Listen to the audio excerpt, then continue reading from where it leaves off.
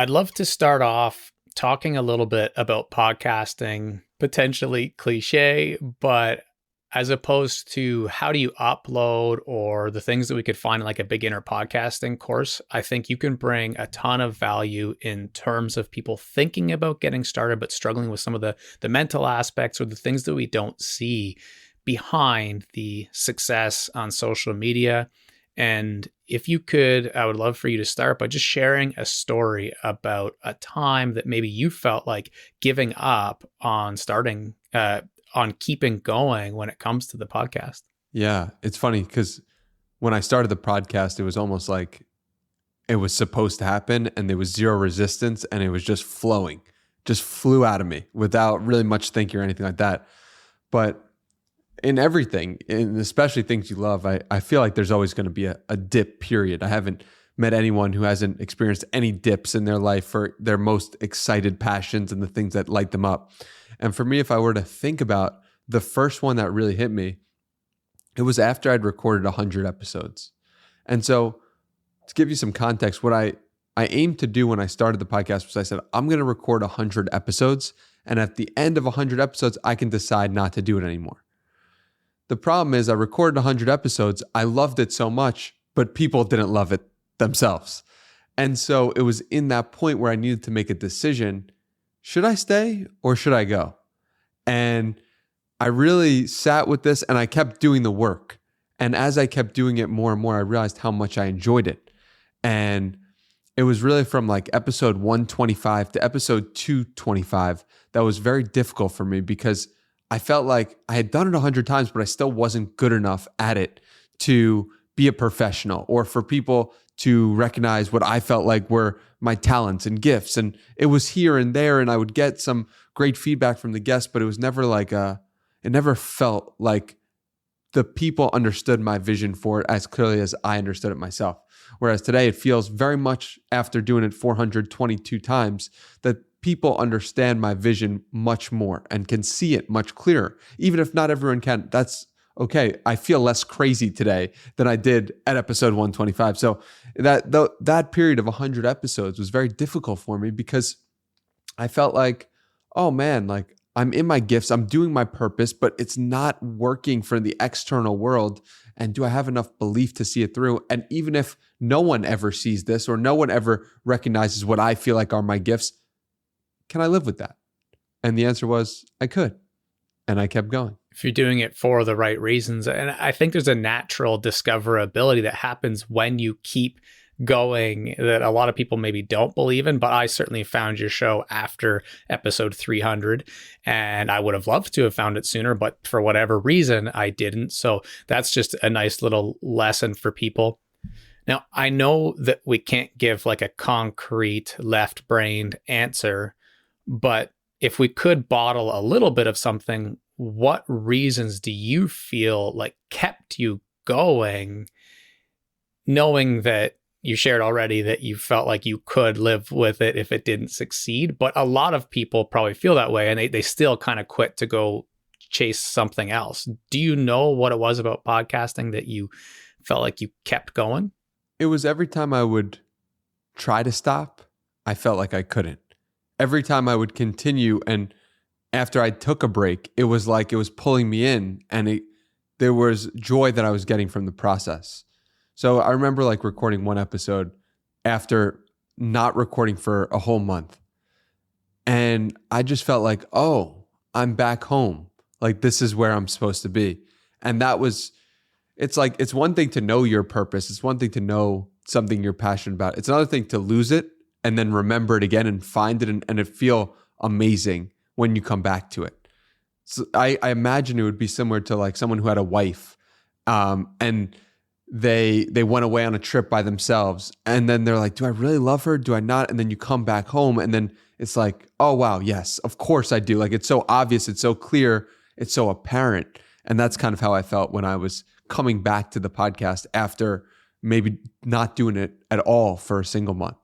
We're on a crazy wavelength right now because I was about to say it's almost like losing a girlfriend and recognizing what you've lost once she's gone. And in that world, though, a lot of times we probably can't get them back. What's cool about podcasting is there's nothing stopping us from getting it back. And that's probably just an unbelievable example. I'm sure you've had that happen to you where you have a thought and then that we're on such a good wavelength that is like, okay, well, I won't ask if it's like having a girlfriend losing them because you just said that. One of the things that is also difficult in those moments is being able to, you could use monetize as like a cliche term, but just see the possibilities of sustainability. Like, how do you afford when it takes 225 episodes? What was your version of struggling with that dilemma? It was living in my parents' house when I was 25, 26, 27 years old. And I see my friends and I was in my own world. And so I didn't see anyone, honestly. Like I wasn't looking at other people's lives, but it would be easy for an outside observer to look at my life and look at one of my friends' life and be like, all of his friends are living in the city, or all of his college friends are living in the city, all of it. And so he's kind of isolated. And so I think someone asked me a great question recently. It's like, are you alone? Do you feel lonely? And I said, no, I don't feel lonely. I spend a lot of time alone though. And I think that's the price that I had to pay, which was an enjoyable price for me to pay because I love spending time with people. As you know from you can't do 422 interviews of people without loving people, but I also love spending time with myself. And so I spent a lot of time by myself in that struggle phase of, conversations with my parents, like, is this really the right idea? I really feel like I have something here. We have to trust the process, but also like, I was doing odd jobs here and there. Just like I worked as a photo booth attendant for my friend and just like little things here and there, just so I could I was living at home with zero rent and zero food and just like to have some basic expenses other than that. And it's like, I was just focusing on the podcast and I'm very grateful for my parents for providing that net of safety that I understand a lot of people don't have. And on top of that, like a great relationship with my parents so that I have their trust and support. And so the way I looked at it was like, okay, if not everyone's going to get this opportunity to be close with their parents and have a great safety net like I do, like why not take a risk in my 20s when I don't have an actual family of my own to support and that I could chase a dream, like this is a time to chase the dream. And, I'm sitting here 3 years after starting it being like, I'm still chasing the dream and I'm still excited by the possibilities of what's to come. And I'm more in love with the podcast today than I was when I started. And I'm like, what a beautiful relationship that just keeps getting better and better. But those were the early days of just thinking about that vision of where we're going and how it felt and just living in those moments. As a former athlete, one of the things that I love about podcasting is that idea that it can continue to grow, even our relationship to the medium, compared to something like making music or being a painter. And as a football player, for me, you start banging your head around. It's like, okay, there's a certain finality here to something that I pumped 40 hours a week into for like 15 years, where I have to deal with regrets around that. There's other silver linings, of course, but there's a lot of reasons why I wish I would have done something that continue to grow for the rest of my life. And podcasting certainly feels that way for me. So I can really relate. I was about to ask about your parents because obviously supportive is an easy way to summarize it. But did they do what some families will and say, okay, you got 1 year to figure this out. As long as you pay for your groceries, you can stay here as long as you want. Like, what did that look like for you? It was pretty all-encompassing love in the sense of like, it was like, yeah, you got a year to figure this out, but it wasn't like a pressure situation. And, I'd have conversations with my dad asking me like, when are you going to make real money? When are you going to work this out? And I had, a lot of resistance until recently to those conversations and to those questions. And that caused us to like butt heads, but it all led me to a brighter place. And I'm very grateful for it. And I'm very at peace with all of it as well. And my parents they were great throughout that process. What were one of the first moments where you were finally like, oh, I am seeing some light at the end of the tunnel, financially speaking, and in terms of sustainability, because even if you could separate and put aside those butting head moments with your dad, I'm sure you felt pressure, whether you noticed it or not. And so I'm also sure that there was a moment where it was like, okay, good, I'm seeing some progress. What was that? The progress was about a year into it, around that 125 to 225 moment. I was getting offers from people, of job offers from amazing companies that I was excited to work for. And amazing companies meaning like Sean Puri was one who runs My First Million. And to me, that's an amazing company to work with him. And Lucky Trader was another company that it was like an upstart NFT company. And so I was getting offers from different places, and those were kind of the validation of, oh wow, like this is actually working. But what was difficult about that was I didn't have enough belief in myself in those moments to be like, no, I'm clear on what I'm doing, and it doesn't involve working for you in this capacity. I'm going to figure out another way to make money that is more in alignment with myself. And I didn't have the understanding of myself or the courage and my conviction to do that. But those were the first signs where it was really working. It was after a year. It was basically like 150 episodes. But the thing is, that felt like, it was difficult because I was clearly doing it well enough to get job offers, but I didn't know that or could see that in that moment that, oh, if someone else is believing in me, that probably means that I need to be believing in myself more if they're willing to give me this job offer. So I ended up taking that job offer, and that led me to 3 months of fighting back and forth with myself. My dad was happy now, but I was unhappy. so it's like, what's going on there? And I was doing that to appease him versus appease myself. And even after the hundreds of hours of meditation, and even after the understanding of myself from 150 podcast episodes, I still was getting to know myself at a deeper and deeper way. And that's the remarkable thing about life, is you can do amazing work on yourself, and you could also still have more to learn. And there's always more to learn, which is exciting. But I say all that to say, it wasn't as smooth as just like, you do 400 podcast episodes and it all works out. It's like the waves of it, and coming back to it, the waves were an exciting part for me, and a very heartwarming part to me, that I got back to the place I was at when I started, with more information, knowledge, wisdom, and skills. The idea of infinite games, be it meditation or writing poetry and relationships, in this case, podcasting, I feel is such an underestimated thing that we could teach in schools. Is like, find some infinite game that you love and just keep working at it, whether it's for hobby or business or anywhere in between. And when people are starting podcasting, there are infinite challenges in terms of like logistics or whatever comes to mind. When you are in those first 100 episodes, those back in the day moments, can you remember something that someone who's new to podcasting might struggle with? Or what was one of the struggles that you had when you were first starting out that you think could really help someone? One of the big struggles I had that I didn't even know was a struggle was that I was uncomfortable on camera. And I started off doing audio only episodes for the first 38. And I wanted to maintain the similarity of the phone calls that I was doing before I started the podcast, of like, who wants to talk on the phone is what I posted on Twitter. And that led to such amazing conversations that I just wanted to recreate those virtually. So I did that. And then episode 39 comes about. Gary Vaynerchuk agrees to come on the podcast. He has incredible exposure. He's incredible reach, and he's going to do a podcast. It's going to be a video podcast. So I opened myself up to doing video, and I was like, oh, wow, I can do video now.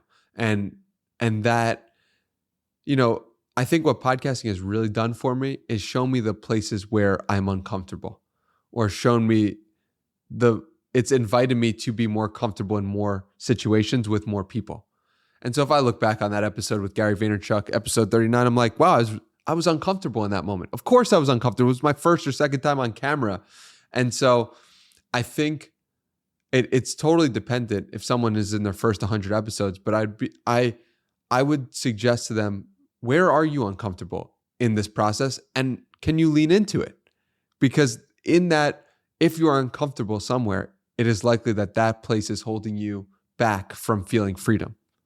So I think that's the biggest overarching thing, more than the equipment or more than anything simple like that. It's really the mind that gets in the way, or the limiting beliefs that someone holds, or where someone's not willing to go, right? If I said, listen, I can't do video because I feel insecure about that, about putting my face out there, well, then I wouldn't be here right now. But I also might not have interviewed Gary Vaynerchuk, because he might have said, you know what, like, if we're not going to do video, it's not worth my time, and I'm okay not to do it, right? He was doing me a favor on episode 39 and a favor that's, still paying dividends for me in some way, right? So I think that it's, if you are in your first 100 episodes of anything, right? It doesn't have to be a podcast. It could be a YouTube channel. It could be like playing a sport. It could be like, ask yourself, where am I uncomfortable in this process? I think that's just such a useful frame for your first 100 of anything.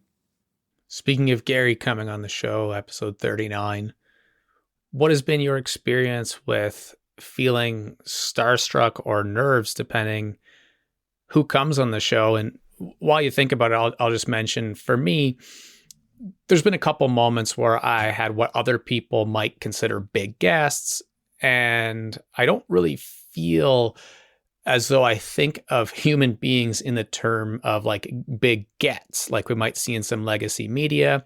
And actually, Daniel Matte and I talked about that exact topic on an episode.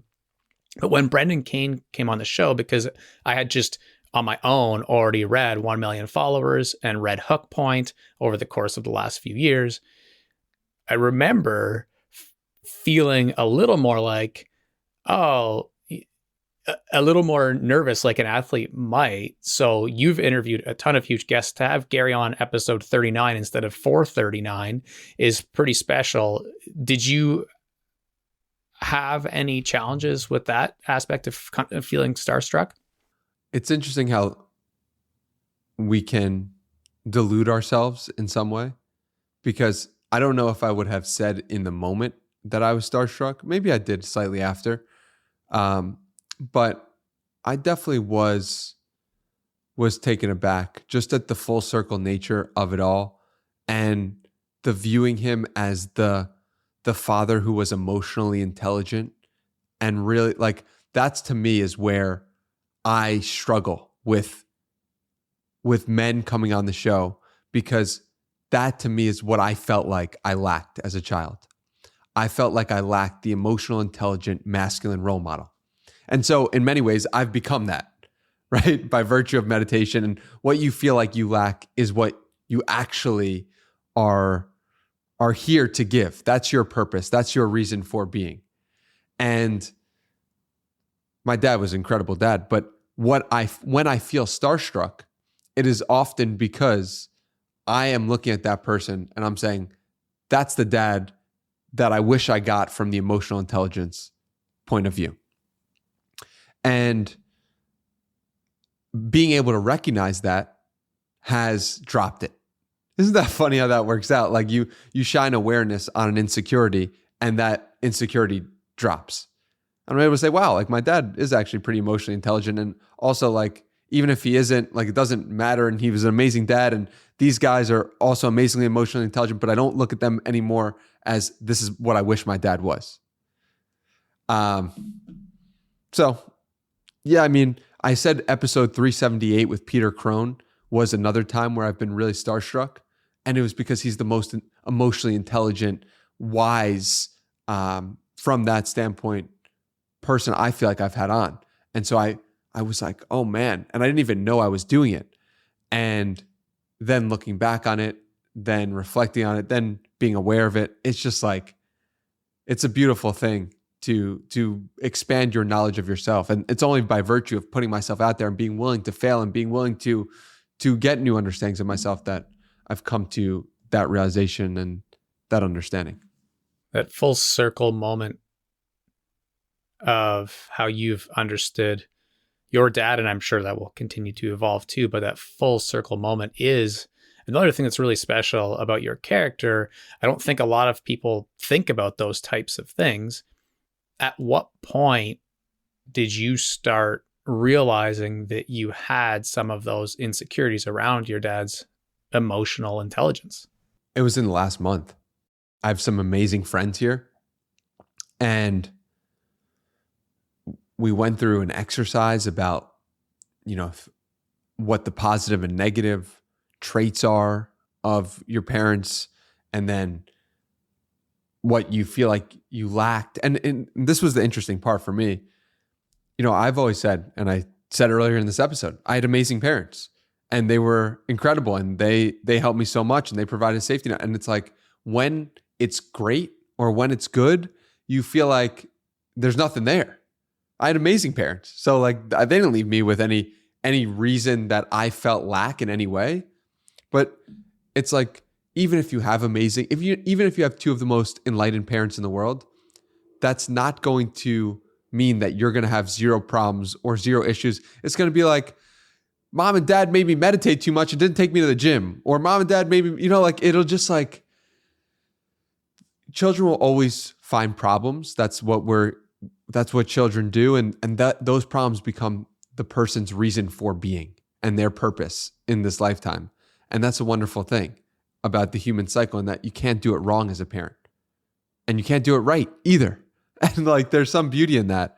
But really it was from a friend of mine taking me, we had an amazing walk, and then we went through an exercise, and it was just a remarkable thing that I hope to gift and give to more people, because it really was very clarifying in a lot of ways.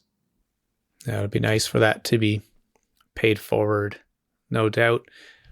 What's one of the biggest challenges that you face if we already did, let's say, past podcasting, the first 400 episodes? Like, what do you feel is a big challenge with the show right now? There are no challenges. I feel zero challenges. Just rolling downhill. The level of peace I feel is so remarkable. I don't feel like there will be things I do with the podcast. It will grow, but I don't feel like they're problems. I don't feel like they're challenges. And not just for the podcast. I feel like in life, like no problems. Any problem that I have is something I've created, a story I've told, and I don't feel them. A friend asked me, when was the last time you had a negative thought? Because I basically got the same question, 2 weeks ago. I said, I don't know. I can't remember. It's probably related to clearing the issue with my dad and understanding that was a huge insecurity for me, and then feeling at peace in every moment. Like, I don't have any problems. And when you have no problems, you just want to help other people solve their problems. And I hope by virtue of telling my story in this way, people could say, oh, what's going on with this guy? What happened here? Make them curious or make them interested in like, what he said. He has no problems. Like, is that even possible? Is that a front? My friend said, like, no, it's not a front. I don't have any problems. And specifically, definitely not with the podcast. So I guess that would remove the possibility to ask about the future as well. And if we had a lot of problems in the past, in the present, we don't have any. Is it safe enough to say that you don't anticipate any from the future then as well? I'm open to having problems in the future. I'm open to getting triggered in the future. I look forward to those moments. I look forward to understanding where I'm not free. But I know in this present moment, I feel absolutely amazing. I know one of the things that you're really good at is interviewing. When we think about interviewing, we think of questions. And a lot of times I've seen, Tim Ferriss post about, here's my top 22 questions. I know you've shared some questions, things like that.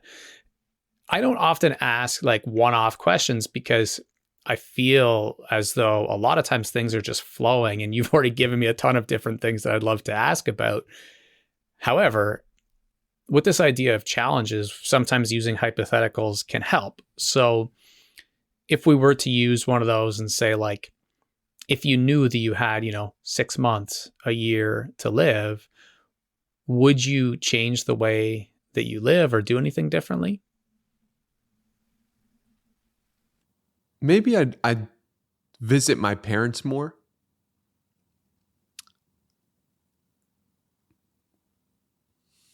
I would definitely focus a lot less on women and dating, and especially girls that I didn't know. I wouldn't spend as much time. I would spend zero time thinking about girls from a dating perspective. And all of that time that I did would transfer over to my parents. Well, I am glad that I asked that because, it's nice to, who knows, maybe if it leads to one more 5-minute phone call a week with your parents or something, that wouldn't hurt. I'm sure your parents would appreciate it. I will say though, I want to clarify, I spend a lot of time with my parents virtually on the phone, but I'm thinking as a 28-year-old man that I would love to be married and look in my head about, I would love to have a family someday, right? And so that part of my life of having a family and thinking about that would go away because I have 6 months to live. So I feel, knowing what I know now, I am doing everything in my power to spend as much time with my family as I humanly feel like I can, given what I assume will be the rest of my life. And if I don't, and if I'm wrong in that assumption, that's fine too, right? So, interesting question though, especially for someone who feels like they have no problems. That's why I asked it. And when I interviewed Sister Helen Prejean, there's a laughing moment of it. I should probably clip this out and share it. But she said, "Justin, are you the Dalai Lama?" And it was a very different topic. But similarly, I was racking my brain trying to think of if I had any struggles with relationships. And what her life's work became on death row was all about compassion and being able to help people who have done the most heinous of acts. And I've worked in jails much of my adult life, and I've always been able to see the 95% of people's character for who they are, not the 5% where they did all the, really horrendous crimes. But I've never had to read in a book how to do that. Going back to childhood, being picked on or bullied or whatever, I never was judgmental. I mean, it sucked. I was I don't want to hang out with this person, but I never felt a victim, I guess is the best way to say it. And with that, that's what she was laughing at, is "Hi, are you the Dalai Lama?" Well, I've had lots of problems and continuously have to deal with intrusive thoughts and things like this. And I've done a lot of work. So when you share that, I'm sure a lot of people will hear it and be like, okay, well, yeah, who's this guy who doesn't have any problems? And I guess in that case, you could laugh and be like, "Are you the Buddha?" All this to say, I get where you're coming from. Was that nature or nurture? What have you done that maybe somebody could learn from? Because I'm sure they're listening being like, yeah, I don't want no problems either. Yeah. I would say, where are you upset? What makes you upset? And what makes you say, I don't like reality as it is? Ask yourself that. And be aware in every moment that you're operating in conversations, in just your intrusive thoughts that come in. Why don't I like reality the way it is? Because I'm operating under the base level assumption that human beings are great and our base nature is freedom and pure happiness. And if you look at a child, they are in that state. And I say to myself, okay, why can't I recreate that? Oh, wait, I have recreated that. And so how have I recreated that? I've recreated that by looking at the places where I'm not free and analyzing them. The things that I wouldn't want to say to you 6 months ago or 2 months ago. And I whittled away the list. I wouldn't have mentioned a month ago or 2 months ago that I was insecure about my emotional intelligence for a masculine role. I wouldn't have felt comfortable saying that, even if at a base level it was true. And I think that the more places you can go with yourself about the things you're scared of or the ways you were hurt or all of that, the more free you are and the more at peace you are as well. And so look, if you're listening to this, look in your own life and say, what am I upset? What am I not happy with? What makes me angry? And just ask yourself, why? Why? Why? What's the real reason? Why? Get to the root of it. And you will experience more freedom.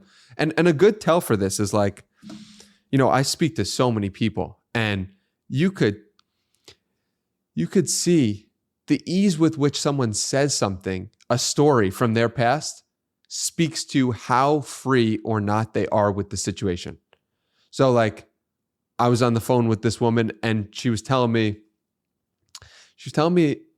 about like a difficult situation from her childhood. And she's like, I've only said this to like 10 people in my life. And, you're the 11th person I'm saying this to. And I haven't told my, previous boyfriends this and whatever. And in that moment, I was like, oh my God, this woman has grown to the point where, imagine telling that first person and then telling that second. And now she could tell 10 people this very personal thing. Now imagine when she's on a stage talking about it, right? Like that's another level of freedom she has if she has that capability. She doesn't want to be seen like that. She doesn't want to be seen as that childhood situation for a lot of the time, but she's willing to go there with 10 other people. And then it's like, how do you go there with 10 other people at one time? And it's like, that is freedom. Freedom is the ability to be yourself and own your truth in every moment. And I feel as if I have that ability. So I feel inherently great in every moment and full of my purpose and passion. And that's what makes me feel good, right? It's like I can be myself in every room I go into. I feel like I'm home. And I want that for everyone. I really do. And it's a great question on your part. How do you get there? Well, you look at where you're triggered and you look at the things that you kind of want to say, but kind of don't. And then you understand and try to analyze why exactly that is. It's one of the best chicken and egg problems, I think, that exist. And a lot of times when people ask me that similar question, because I sure as hell would have never created a podcast, 10 years ago, or list all the other things too. And I think a lot of comparison maybe in my past, like this is not scripted right now. I'm just literally thinking out loud, so I could easily stumble over my thoughts, but going into a dinner party or something where people who are maybe seen as much more successful than I would have led to a lot of comparison. And I don't really compare anymore. I know we've both been to VCon. When you go to VCon, you're seeing a lot of people, like meeting Jesse Itzler in person and these kinds of moments. I don't compare anymore, and I don't know exactly where that came from. Maybe it's doing some work similar to what you're talking about. Yeah, and there's something about like just understanding that's a human being. And Jesse Itzler's seems like an incredible man, incredible father, incredible business person, and just filled with peace and love and ambition and all the attributes that I admire, right? But at the end of the day, that's a human being, right? Peter Crone is just a human being, and he's just being human in that moment. And if you can understand that there's a difference between Peter Crone and you, but it's not a difference worthy of making yourself feel bad about. It's like a good test is like, if you're a guy or girl, can you go up to a guy or girl and show interest in them? It's like, if you can't, that's a place you're not free, right? Similarly, going to the Jesse Itzler, if you've consumed a lot of Jesse Itzler's content and you look up to him as a human being, can you go up to him and shake his hand? And can you treat him like you would treat a friend? That is like a great tell for how free you are in that moment, right? Because you could sit here on the couch being like, "No, I'd treat him like no big deal. It's not a problem." But then you go up to him. What actually comes out of your mouth? What actually is going on in your body? And why? And it's okay to be nervous, right? But it's not okay to think that you won't get starstruck, or you think something about how you view the world and then it's different than reality and you're just deluding yourself. And obviously you're not going to get that opportunity in every moment, but you can get the opportunity to, talk to someone randomly at a grocery store. You can get the opportunity today to ask a cashier, like, what is your dream? What are you here to do? right? Like you could just, there's so many little moments you can insert yourself into the flow of life with your natural inclinations. And those help build and help show appreciation for like, what if this person standing across from me will one day, sell out arenas and will go and like will be known as the biggest thing. And can you treat them as a human being, right? Like it's not about the fact that they are known by this amount of people to be this valuable. It's about, this is a human being. So let's treat human beings like human beings, which are pretty remarkable, special in just by virtue of being alive. And I feel like the new podcaster can learn a lot from that because they are often trying to achieve these sort of gets. And, for me, I felt very comfortable, calm and everything talking with like Chuck Liddell and Mark Manson and these people that a lot of people, I was watching 25 people go in front of me, all take a selfie and be shaking and leave. Maybe for social proof, I should have taken selfies too, but I didn't. I just sat and shot the shit with Mark Manson about how he marketed that first book for 10 minutes. That's what I wanted to do and what came up in that moment. But what is also cool that I think you're touching on is that person in the grocery store or the cashier that we randomly ask what their dream is. What's so fun about that is that can be just as powerful of a moment for us if we are truly mindful and living in the moment than asking them that versus asking Mark Manson about marketing is like, you can't really compare them. It's like art to me. There's no like better or worse, Absolutely. I feel the exact same way. And it's just to connect with another human being is a special, special thing. And it's even more special. It could feel even more special when it's someone who's made a big impact on you. But the truth is like, it's remarkable either way, just to be with someone and really see them as they are in this moment. Fatherhood's been a really big theme that's run throughout this episode already. And I know that we talked about your dad, we talked about Gary Vee, talked about in general terms, fatherhood. And I mentioned earlier too, how much we were on a similar wavelength. One of the things that I was curious about, and as a podcaster, you're always trying to figure out like, well, how do you have this topic without being rude? However, on the flip of that, it's like to make good content that's not like, just vertical videos for buzzwords and stuff like that. You have to be able to talk about certain topics. And I was so curious at your age, at 28, what your thoughts were around the idea of being a full-time entrepreneur who's hustling, because that's a lot of the culture that wants to push you in that direction is like, you need to spend 23 hours working on the podcast versus your interest in building a family and becoming a dad yourself. Yeah. I view it as like, this is one movie I'm playing or watching, the podcast movie of this is the most important thing to me in this moment. And it will shift when I have a wife and it will shift when I have children.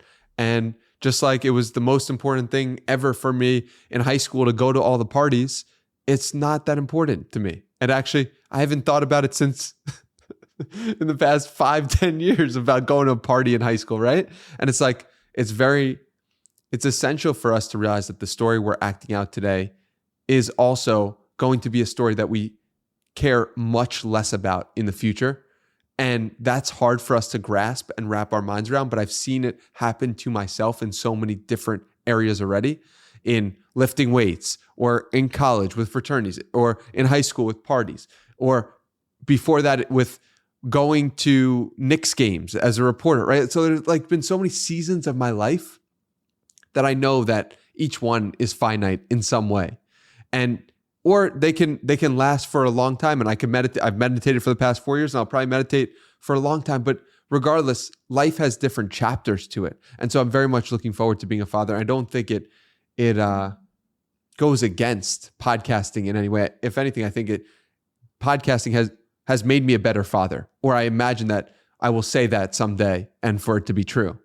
And that's because I get more perspectives on the world, and the more perspectives you get, the more you figure out what is right for you and what resonates, and more knowledge and more information. I view it as like I've gone to over 400 countries now by virtue of talking to all these people. And that is very exciting. And that gives you a lot more of a basis to frame your decisions around. So yeah, I don't think it is contradictory or it's adversarial in any way, podcasting and being a father. And there's the version of that where someone who's crushing it with a podcast in their 20s could be like, yeah, I don't have time for kids, And so I feel like that's an interesting topic, right? Like, why do you feel like you do want to? I just always felt called to like have children, to maybe it's the I feel like I want to be the emotionally intelligent father that I never got or felt like I never got. I would say that's probably why in some sense, but I don't remember the first time I felt called to be a father, but I know that it definitely has been on my heart for a long time.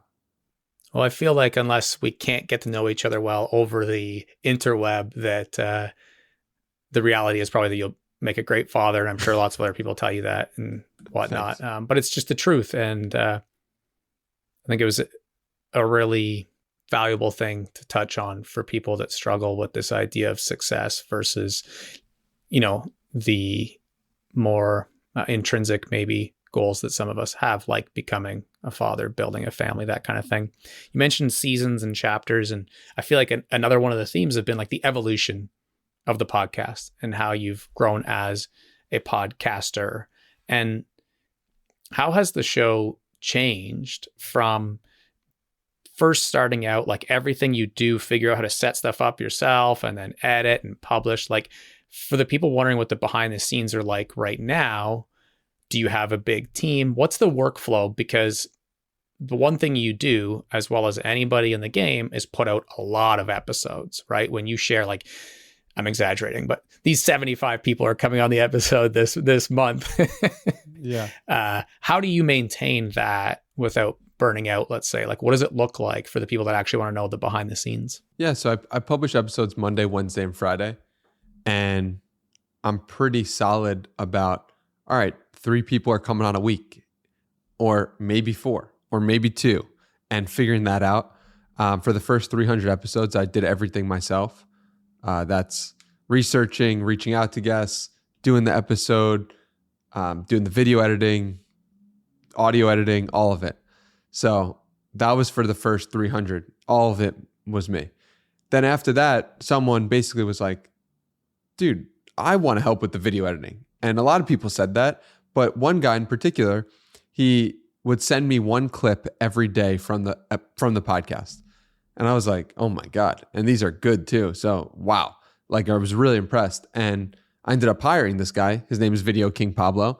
And he's been working on the podcast full time for the past, I want to say 6 months now. I got to find those initial messages. But yeah, I mean, it's a pretty seamless workflow. And what's cool about this, and what the realization I've made from it, is that the more you do, the more you can do, right? Like, the person who is capable of lifting, like the person who has been going to the gym for the past 3 years is the person who can start running and not lose that much muscle, or still has muscle. So it's like it builds on each other. Or the person who feels more comfortable now going to yoga because they have muscle on them. Like I think about this all the time of like, wow, it's interesting how the podcast in some sense has gotten easier by virtue of me doing it more. It's like, wow, I wish I kind of knew that in the early stages of it. And I didn't realize that the part that I disliked the most, the video editing part, the audio editing, the back end stuff after the episode was over, that part could and would all get outsourced in due time. And so I really just had to tough it out over those first 300 episodes. And the truth is, I probably didn't need to tough it out for that long. I probably could have, if I was thinking that way, done it for 100 episodes and then shuffled it off to someone else in some way. But I waited for the right opportunity, feeling aligned, and I'm so happy that I did, and it worked out perfectly. Obviously, it always does. But the big takeaway I got from it was that like it gets easier. The more you do it, the more you do anything, it gets easier. And Video King Pablo is an absolute legend, and I'm excited to hopefully one day make him a millionaire and just fill him with so much peace and happiness himself. But yeah, that's the story of the behind the scenes of the podcast. That is special because, again, people see the top of the icebergs, right? Or the mountaintop on socials. They can see your YouTube channel. They see the Alex Hormozi interview. They see a lot of these things that we might consider successful metrics, but they're maybe struggling at episode 62 or whatever, being like, I should get an editor. It's like, oh, okay. No, you just shared that you were able to keep going and creating through 300 episodes, which it can be so hard as sort of experts and people who have gotten to the point that you have to feel like we should share some of the behind the scenes that someone driving in their car, going for a walk or a bike ride would be interested in. And this comes up all the time when I watch documentaries with my wife. She'll say, oh, I went like the F1, for example. We watched the F1 documentary on Netflix, and the questions that she has are always amazing.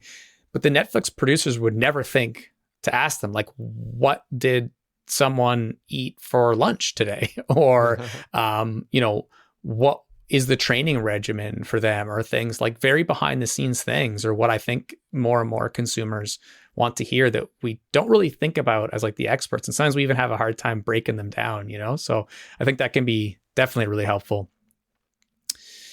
When it comes to interviewing, that's like one of the big things, or at least one of the big things that you've chosen to share as far as your personal brand goes, because you have the course Art of Interviewing, and it's something that you definitely stand for that's a little more niche than just podcasting. Sticking with that evolution theme, how have you grown as an interviewer from starting the show? The biggest one is being more comfortable with myself. And we touch on that and the reasons for that. But I would say another way is just by being aware of where the ball is in any conversation in my day-to-day life. Like in this interview, I feel like the ball is focused on me. If this was an actual conversation that we were having in our day-to-day life, it'd be like I'd be the most self-centered person in the world. And you'd be sitting there like, what in the world is wrong with this guy? He's just going off for 2 minutes about himself. And it's like, as much as you try to be authentic to the moment, you have to be aware of this ball and like what the context of this ball is in any given moment. And I think I've just become so aware of how people speak, and also like what they're actually saying when they say certain things and why they say them, just by virtue of me being around and cognizant. And I've been able so much easier to connect with people as well and really understand them and understand their souls. So what's cool is I've done a lot of podcasts, but what I really feel like I've gained is the ability to connect with anybody in any moment to a higher degree than I have in the past, than I ever have considered before. So I'm really grateful for that. I might be getting my interviews wrong, but I think it was Julian Dory who said you're the type of guy that can be like smacked in the face or like kicked in the nuts and then like still say thank you because you're such a kind, generous, giving person. But if we were to pick a pet peeve or some kind of like common struggle that you see other interviewers do, like what bothers you about other interviewers? And of course, maybe if they're not comfortable, that's one thing, like, but what are some common mistakes that you do see? Interview starts. So tell me about your story. dude, what are we doing here? So I love people, and I have a huge tolerance for anything, right? A lot of different situations. But when I hear that, I'm like, why am I getting angry about that? And I have to go to that place. And the truth is, like, I see the parts of myself where I'm like, it's a wasted opportunity. It feels like wasted potential. And then I have to be like, oh, what? Like, there's nothing, like, that's just what it is in the moment. But if I were really to analyze it, it'd be like, wow, that's a wasted opportunity to create connection with someone in that moment, to understand a specific part about that person's story. And it's so broad that it does nothing. And sometimes that can lead to gold, and the person could relate something randomly that just happened to them to a random part of their story. But it's not conducive to getting the most out of someone. It's not pointed in any way. And on that topic, it feels like what I'm better able to do today versus a year ago or 2 years ago is in my day-to-day life, I'm better able to ask a poor question and then immediately realize that it was a poor question and instead ask a better question, which leads to more possibilities. So what makes a question better than another? In a lot of cases, it is there's more room for the person to go, but it's directed in a specific point. So like, what's your story? I feel like is a poor question because there's so much room in that moment for the person to go in any place. But you want to give room, but you also want it to be directed. I guess it's an art, man. An art of interviewing, check it out. It definitely is. And I want to give you permission first off. I know you don't need my permission, but in general, continue to give yourself permission to be critical of others. The reason being, you're such a nice guy, but any great coach, like any great football coach that I had was really hard on me. But they knew how to toe the line and have their thumb on the pulse of that athlete that they were working with. And I think for you can help a lot of people, but you're only going to if you're pushing them into that awkward point of feeling a little bit critical. And I used to share a video of PK Subban, defenseman when he was with the Montreal Canadiens hockey team. And it was a quick clip that I really wish I could find. I would love to find it again someday because I used to use it in a leadership talk that I would give about all of John Hattie's work on feedback. And I'd be like, look at this dude come in after every period. He's got half of his gear on. The coaches all rip him to shreds basically in film quickly of what he's doing wrong. And they're like, you got it? And he's like, yep. And he goes right back out there. And during that whole exchange, same as me in film as a football player, I never once had hard feelings about the people giving me that feedback because I understood the relationship. Yeah, it's a great point. And I give hard feedback all the time and I don't feel bad about it. And you're preaching to the choir. I mean, a few days ago, I'm on the phone with someone I met for the first time and I said, dude, I don't think you're aligned. Is that accurate? Like I'm open to being wrong in that assessment. I just met you, but I feel like some part of you is not in alignment. And he's like, yeah, you're right. Like this, and this. And I'm like, great. Like now we're putting light to a situation. And, my friend David Perel said to me yesterday or 2 days ago, like, I feel like when I'm in an interview with you, it's going to be a difficult interview, but I feel like you're on my side. And that's what a good leader does, right? It's difficult. They hold you to a higher standard, but they're on your team. And I very much feel that. I have no problem giving criticism and I have no problem. I don't like complaining and I don't want my tell me about your story to be complaining in any way because it's not directed towards anyone. And it's not actually all that helpful unless that person is listening right now and can hear themselves in it. But yeah, that's my thoughts on criticism and holding people to a higher standard. One of the things that I have gotten some positive feedback on with the show over the years is a little portion of our blog post after an episode, which is like bullet point tips. And naturally, it makes sense for yours to come from interviewing. You've already shared a lot of awesome things that can help round that post out. But if there were to be other things, what else would you include in terms of things to keep in mind to be a great interviewer?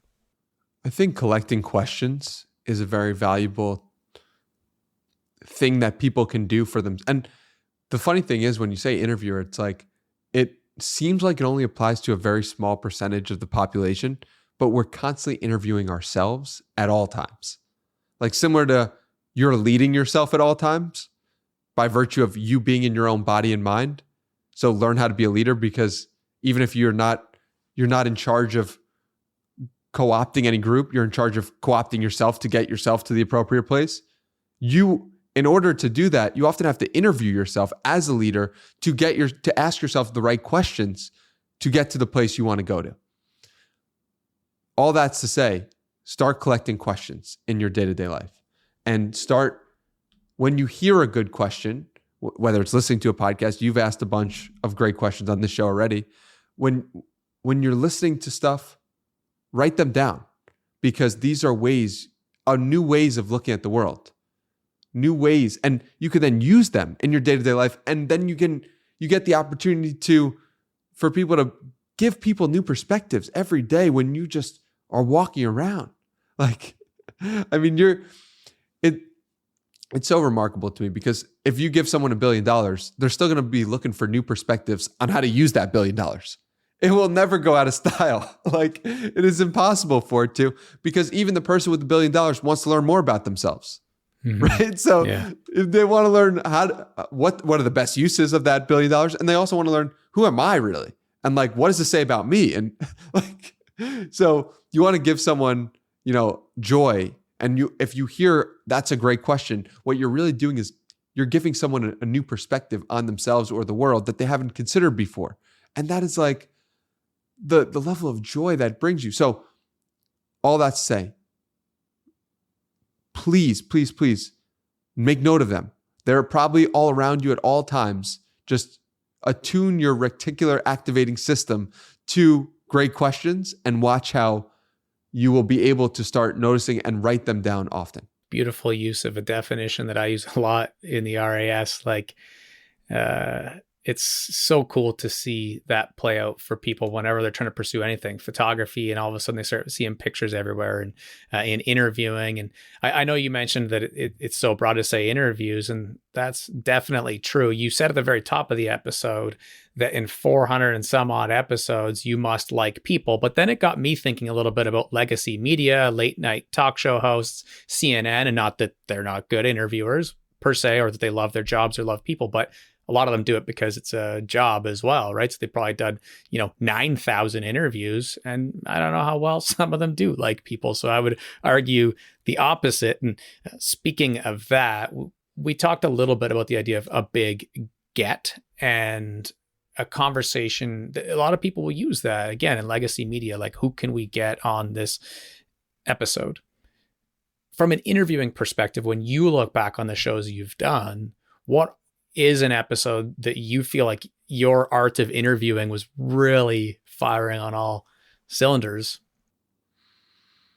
I'm hesitant to give specific episodes, but I will say it's episodes where I really connected with the guest, and I asked them questions that I couldn't have predicted before starting, where I was well researched to start, but that my presence took over and we got to new places of understanding of themselves that they previously had never considered.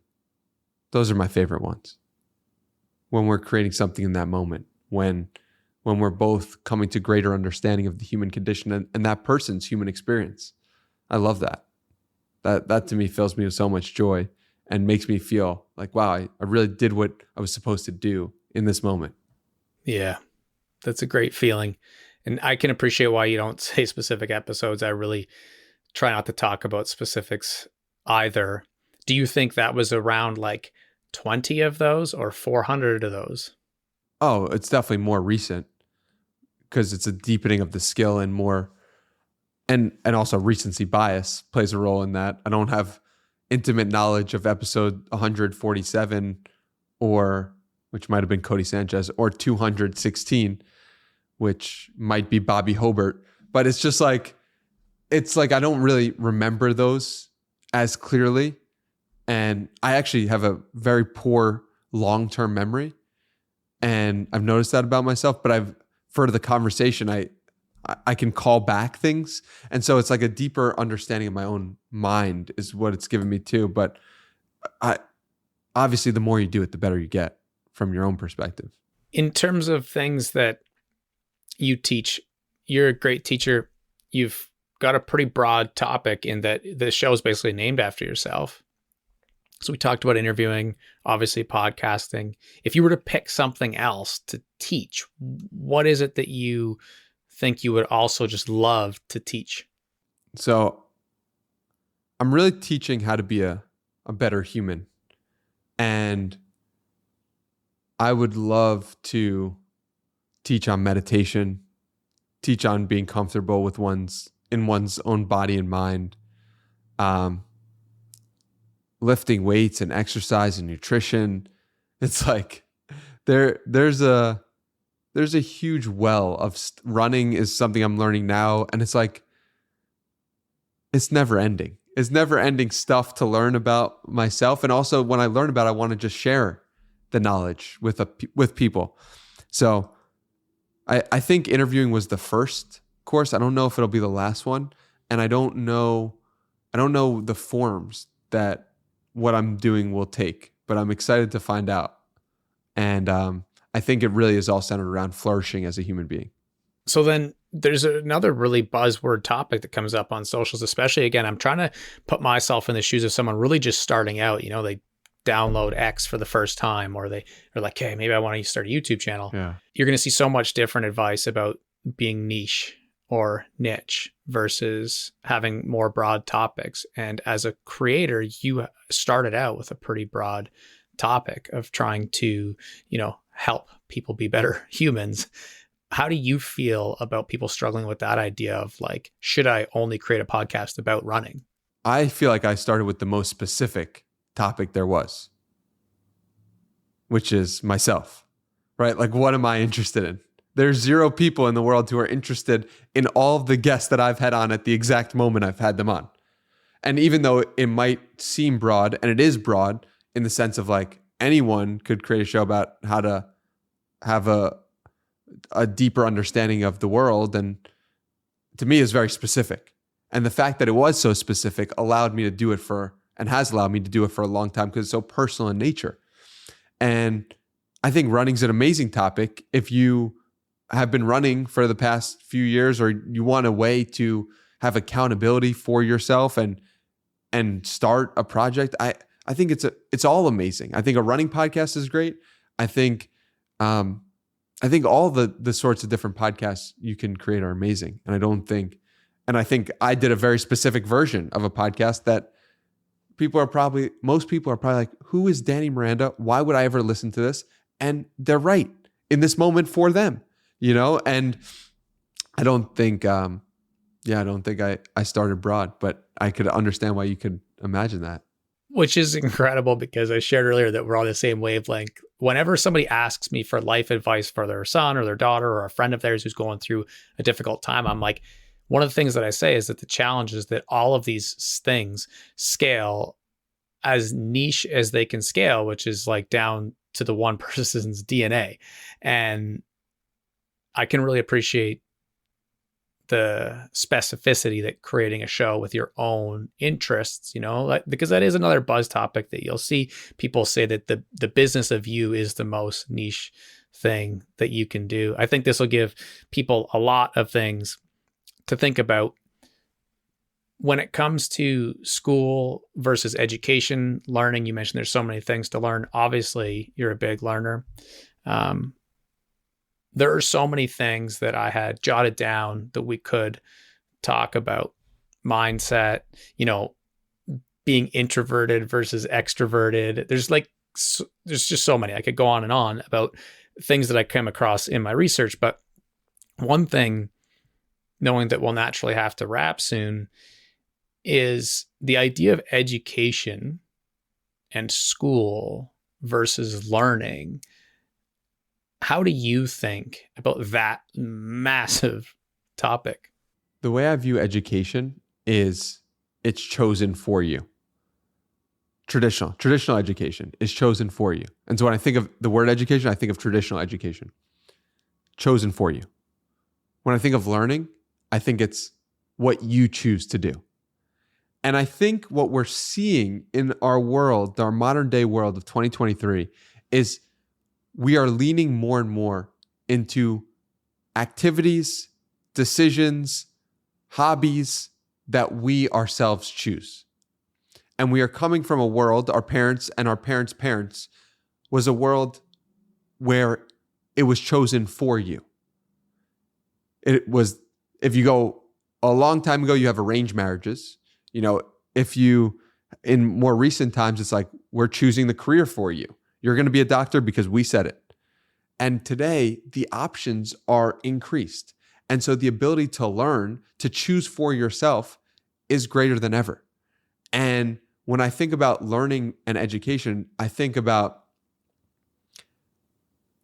how can we learn forever, right? How can we continue? How can we be lifelong learners? How can we be constantly open to the flow of information and ideas? And how can we be open to the ways in which we're wrong? Education, traditional education to me is we're on a schedule, we got a time, the final is this time, and then after the final, you're going to party and we're going to be done and forget all the topics that we learned.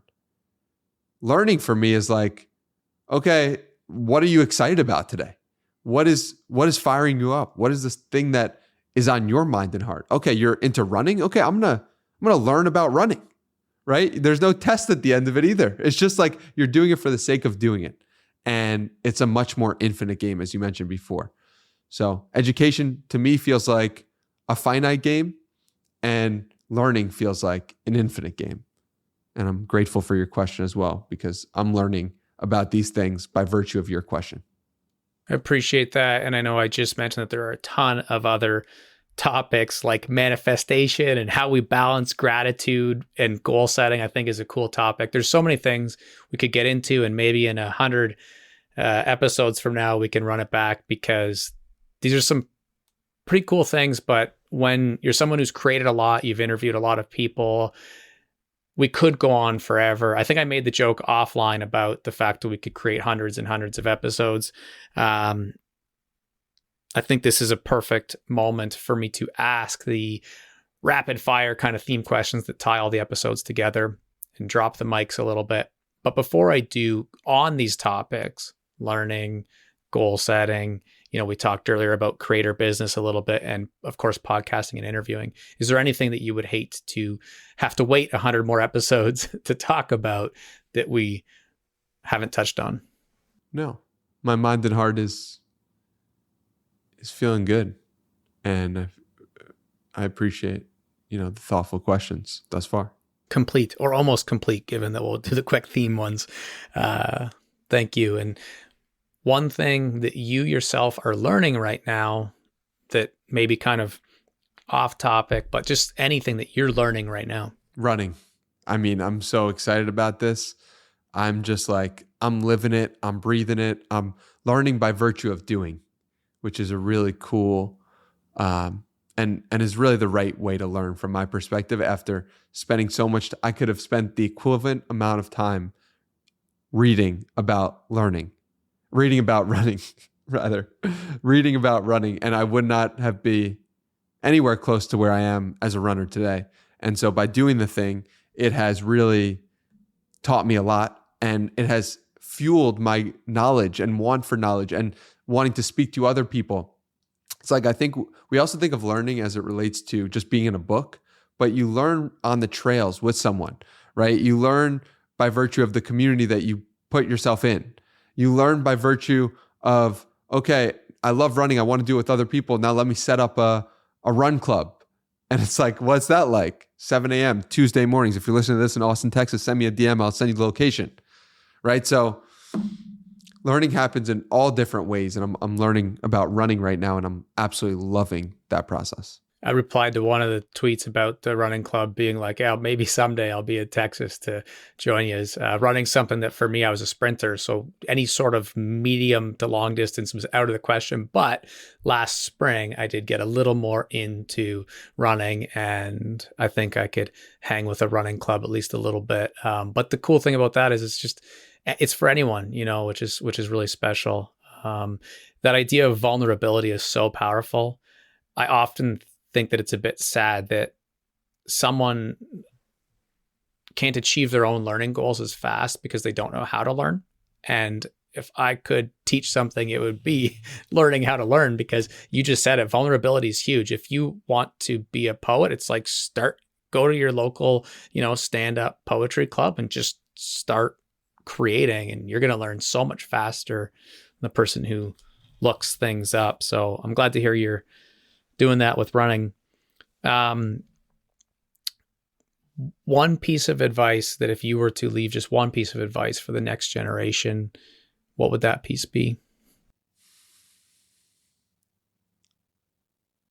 Figure out where you're not free by virtue of the things that make you upset or that you would like to change about what is. Boom. Mic drops.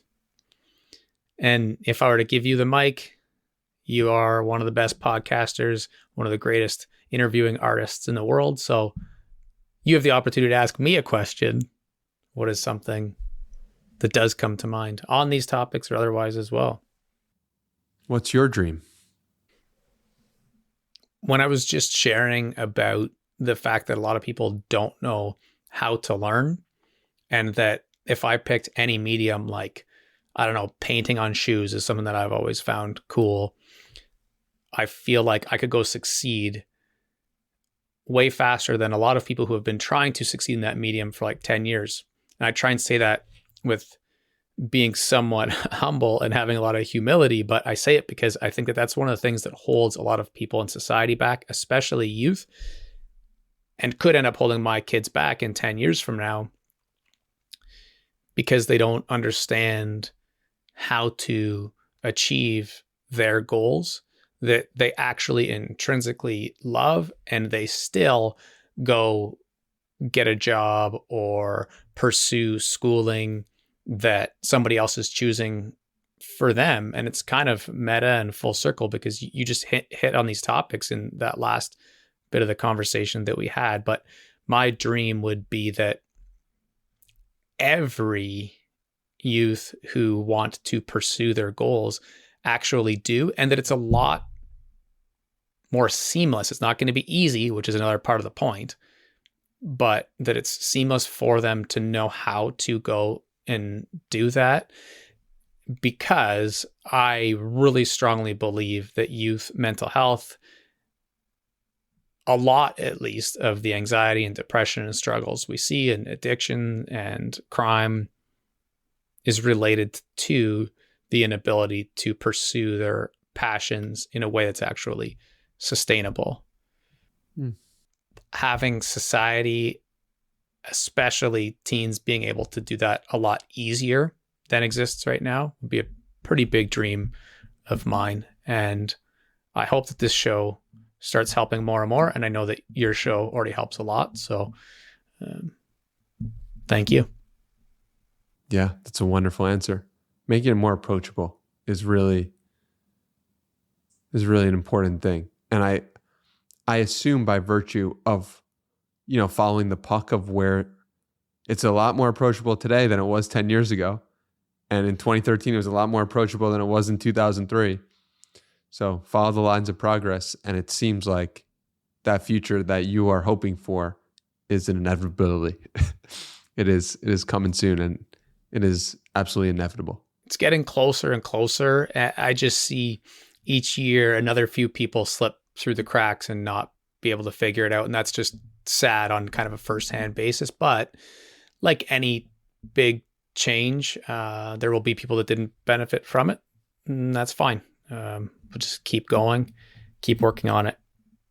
The final thing is where and why people can go to find your work. Like, why do you think people should go find your work, and where do they find it? I actually think people should not listen to me. I think they should listen to themselves. And so if you get a chance between taking 5 minutes to yourself or listening to my podcast for 5 minutes, I'd prefer people to take the 5 minutes themselves. But if they would like to learn more about me and everything I'm up to, the Danny Miranda Podcast is probably the best way to check everything out that I'm doing and the people I'm talking to. And yeah, hey, Danny Miranda on Twitter and Instagram as well. But I don't need any more followers. I don't need any more podcast downloads. I'll take them, but I don't need them. And I really want more peace for human beings. And if my show can help a little bit, excellent. But really what's going to make the difference is you doing the work inside and interacting with the world to figure out where you're not free. And so thank you for the opportunity, Justin. I really appreciate you. Thoughtful questions, both wearing hoodies. We got the pink and the white in the building.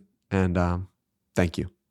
It's a topic for another day too, is colors and clothing, for sure. Thank you so much for taking the time to do this. It really does mean a lot, because I know how busy our schedules can get in the world of being creators. So thank you so much. Much love. Boom. That's awesome, man. A lot of fun.